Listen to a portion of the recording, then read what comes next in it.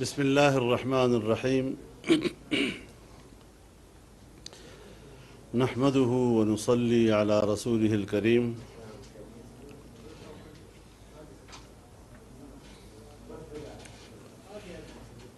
ملک کی سیاسی صورتحال کے حوالے سے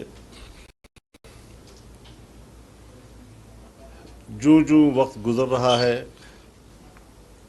اصل حقائق سامنے آ رہے ہیں۔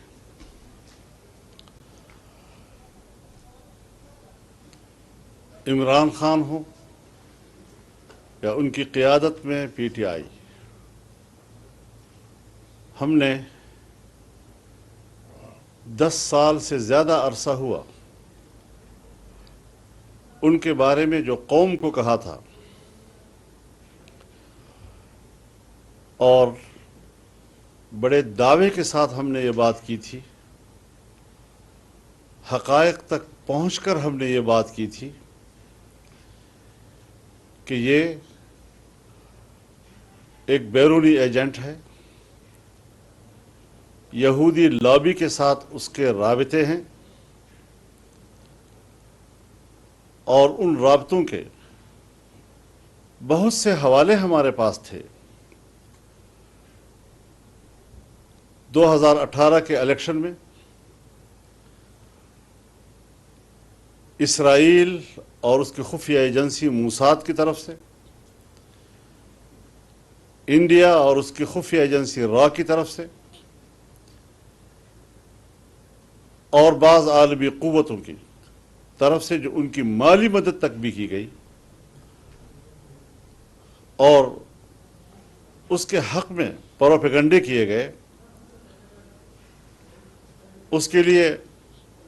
آسمان کی قلابیں ملانے لگے، سب کچھ کیا انہوں نے۔ لیکن آپ اس بات کی گواہی دیں گے کہ ہم نے اس پروپیگنڈے، چاہے عالمی سطح پر ہو، چاہے ہمارے ملک کے میڈیا کی سطح پر ہو،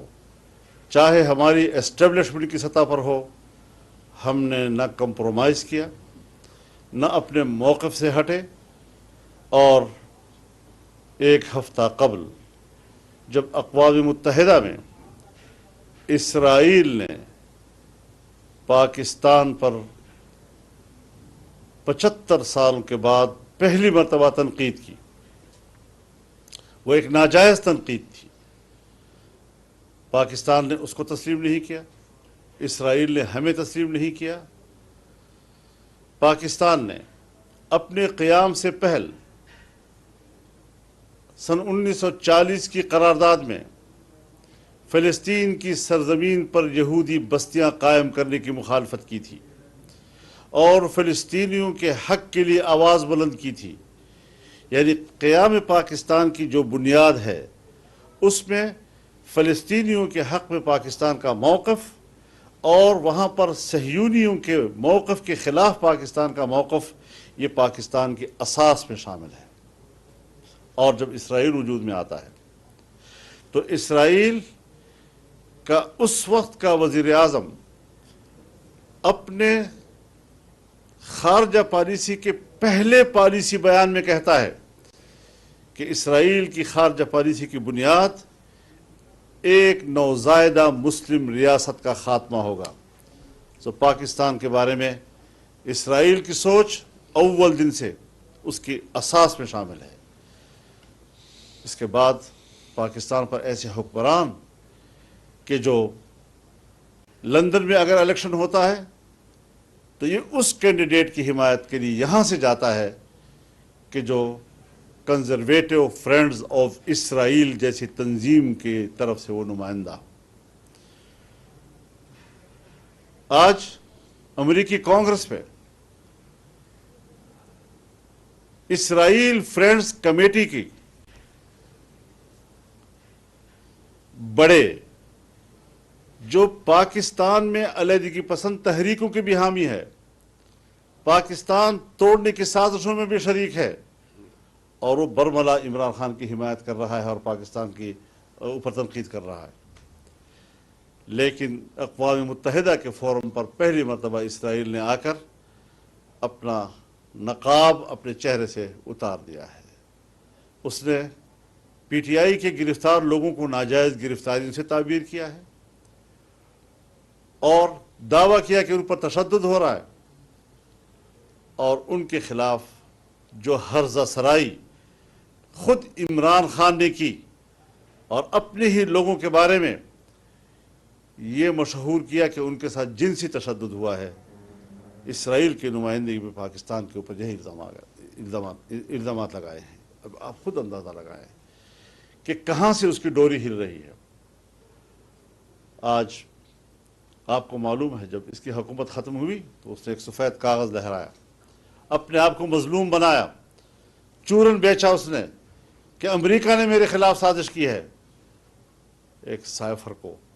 اس نے لیٹر کا نام دے دیا، اس نے خط کا نام دے دیا، اس نے ایک سازش کا نام دے دیا جو سفارت خانے کا معمول کا عمل ہے۔ آج اس کا اپنا پرنسپل سیکریٹری اعظم خان بیان دے رہا ہے کہ سب ڈرامہ تھا، تو یہ بھی کہتا ہے کہ میں نے اس کو روکا بھی، کہ یہ بات بنتی نہیں ہے۔ اور پھر جو امریکہ کا مہرہ ہے پاکستان میں، وہ امریکہ کے خلاف بات بھی کرتا ہے تاکہ میرا کسی طریقے سے پاکستان میں یہ چورن بک سکے جی، اور میں اس حوالے سے اپنے آپ کو مظلوم بناؤں۔ پاکستان کے عوام آزادی منش عوام ہیں، یہاں پر عمومی سوچ امریکہ کے خلاف ہے، تو عوام کو گمراہ کرنے کی کوشش کی۔ پہلے آئیڈیل اور نظریاتی باتیں، بڑے عجیب قسم کے نظریات پیش کر کے انہوں نے نوجوان ذہن کو گمراہ کیا، عوام کو گمراہ کیا، اور آج پھر اس نے ایک مرتبہ عوام کو گمراہ کرنے کی کوشش کی، جس کی حقیقت بھی آج سامنے آ گئی ہے۔ اس کے اپنے گھر سے شہد شاہد من اہلہ، اپنے گھر سے اس پر گواہی آ رہی ہے جی۔ یہ سارے حقائق اب حقائق ہیں، اس کو اب جھٹلایا نہیں جا سکتا، اور مزید انتظار کیجئے حالات کیا کیا گل کھلاتے ہیں، کیا کیا حقائق سامنے لاتے ہیں۔ تو یہ ایک مختصر سی گفتگو میں آج پھر آپ کے سامنے رکھ رہا ہوں کہ یہ سب وہ باتیں ہیں کہ جہاں تاریخ کا آنے والا ایک ایک ورق یہ تاریخ پر ثبت اور ان کے صفحات پر ثبت ہمارے موقف کی تائید کرتے چلے جا رہے ہیں۔ قوم کو سوچنا چاہیے، دانشوروں کو سوچنا چاہیے، محب وطن لوگوں کو سوچنا چاہیے، نوجوانوں کو سوچنا چاہیے، قوم کے آنے والے معماروں کو سوچنا چاہیے کہ اس نظریے کے ساتھ اور اس کردار کے ساتھ انہوں نے ملک کو چلانا ہے، ملک کی قیادت کرنی ہے کل۔ یہ میرا فرض ہے کہ میں حقائق سے عوام کو آگاہ کروں، اپنی قوم کو آگاہ کروں، پبلک کو آگاہ کروں، اور اپنے جوانوں کو آگاہ کروں، اور میں یہ فریضہ ادا کرتا رہوں گا انشاءاللہ العزیز۔ اللہ مجھے توفیق عطا فرماتا رہے۔ ساتھ ہی میں یہ بھی عرض کر دینا چاہتا ہوں کہ جمعیت علماء اسلام کی مرکزی مجلس عاملہ کا اجلاس ہوا۔ اس سے پہلے جمعیت علماء اسلام کی دستوری کمیٹی کا اجلاس ہوا، جس نے جمعیت کے دستور پر غور کیا، اس میں کچھ ترامیم تجویز کی، اور ان ترامیم کی تائید مرکزی مجلس عاملہ نے کی، اور حتمی منظوری کے لیے انشاءاللہ مرکزی مجلس شورا میں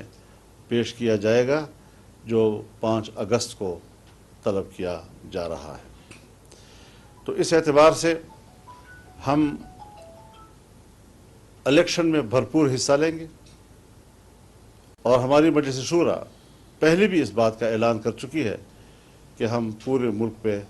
ہر سیٹ پر اپنا امیدوار لائیں گے، الیکشن لڑیں گے، اور پھر اگر ایڈجسٹمنٹ کی ضرورت ہوئی تو پھر اس حوالے سے ہماری جو ضلعی تنظیمیں ہیں وہ اپنے ماحول کے تحت ایڈجسٹمنٹ بھی کر سکیں گی کسی جماعت کے ساتھ بھی۔ تو یہ چیزیں ہماری مرکزی مجلس عاملہ نے طے کی ہیں، اور انٹرا پارٹی الیکشن کے لیے آج سے یکم محرم سے ہماری رکن سازی کا آغاز ہو رہا ہے، اور انشاءاللہ العزیز پہلے مرحلہ جو ہے ہمارے رکن سازی کا ہوگا، اور یہ ہم عوام میں جائیں گے، ہم پبلک میں جائیں گے، ہم کارکنوں میں جائیں گے، اور ایک عمومی طور پر لوگوں کو دعوت دیں گے اس قافلہ حق میں شامل ہونے کے لیے۔ اس کے بعد تنظیم سازی کا مرحلہ شروع ہوگا، جو ہمارے یونٹ سے لے کر تحصیل، ضلع، صوبہ اور پھر مرکز تک کے انتخابات ہوں گے، اور انشاءاللہ قواعد و ضوابط کے مطابق ہمارے تنظیمی ڈھانچہ جو ہے وہ قائم ہوگا، اور وہ پھر آئندہ ملکی سیاست پہ اپنے منشور کو کس طرح پیش کرتا ہے، اس کے لیے کیا حکمت عملی بناتا ہے۔ ہم الیکشن میں انشاءاللہ جمعیت علماء اسلام کا منشور لائیں گے، اور ایک بھرپور منشور جو قرآن و سنت کی روشنی میں ہے۔ انشاءاللہ پاکستان کے مسائل کا حل وہی ہے۔ آئین پاکستان قرآن و سنت کی بنیاد پر قانون سازی کی بات کرتا ہے، اور ہم بھی اسی حوالے سے انشاءاللہ العزیز قوم کے سامنے اپنا منشور لائیں گے۔ اللہ تعالی ہمارا حامی و ناصر ہو۔ نئی رکن سازی کے لیے ہم نے مولانا عطاء الحق درویش صاحب، جو ہمارے صوبہ خیبر پختونخوا کی جمعیت کے جنرل سیکرٹری ہیں، وہ ہمارے الیکشن کمشنر ہوں گے، مرکزی ناظم انتخاب ہوں گے، اور وہ رکن سازی کی نگرانی کریں گے۔